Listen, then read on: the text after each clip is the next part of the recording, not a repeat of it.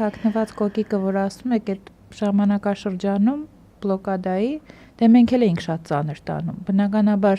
ձեր պայքարի հետ չէր համեմատվի, բայց այդ անզորությունը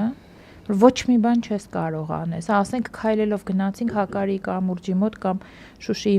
մատույցում կանգնեցինք, հետո ինչ ենք անելու։ Պիտի անեին իշխանությունները։ Իհարկե, շատ, մենք էլ էինք շատ ծանր տանում։ Ես Վարշավիրանոցում մի հատ խոսակցության ական, այնց լավ եմ հիշում դա, մի քանի դրվագ կա, որ շատ եմ հիշում։ Ասեց, եթե ես մի ամիս մազերս չներկեմ, ես կամաչեմ փողոց դուրս գամ։ Այն մարդիկ հաց չունեն ուտելու, մազերը ոնց են ներկում։ Ես ասեմ, ելքը գտել էինք։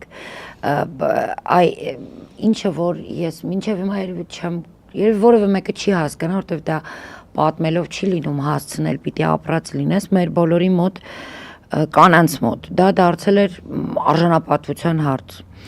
Անկախ նրանից դու քո երեխային առավոտյան մի կտոր հաց կարողացել էիր հայթայթել տալ,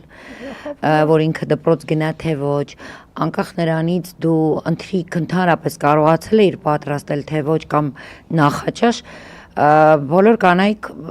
դա իրոք արժանապատվություն էր։ Վարշավիրանոցներում հերթ էր, հավատացեք,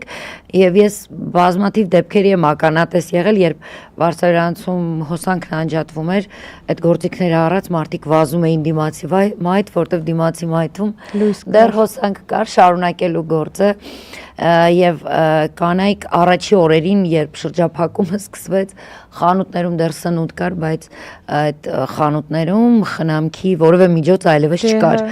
Բոլորը պահեստավորել էին եւ ասեմ, որ մինչև վերջ բոլորը ունեին։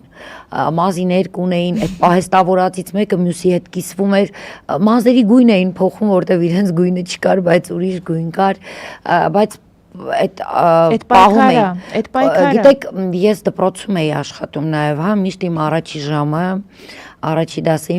մաթեմատիկան էր դպրոցում եւ ես համ մեղքի զգացում ունեի, որ երեխաները դպրոց են գալիս ոտքով, կիլոմետրեր են կտրում, սոված, բայց ամեն անգամ տարօրինակ մի հպարտության զգացում կար նաև մոտս, որ այս երեխեքին էլ կոտրել չեն կարող, որևէ մեկը չի կարող, գիտեք, իրենք գալիս էին, օրինակ, չգիտեմ, հիմա այստեղ ես ինքս նկատում եմ, որ երեխաները դժկամությամբ են, հա, սպիտակ եւ սև դպրոցական հագուստ չեն հագնում, եւ շատ դպրոցներ են հրաժարվել դրանից, բայց Արցախում շրջափակման ժամանակ երեխաները կոկիկ սպիտակ վերնաշապիկներով։ Ես զարմանում եմ, ասում եմ, որտեղից են այդ միջոցները ստեղծում կանայք, հետո պարզվեց, որ շատ շատերը ու արդեն բոլորս էինք սկսում այդպես անել կամ եռացնում էին հագուստը կամ բնական միջոցներով օճառ էին ստանում, որով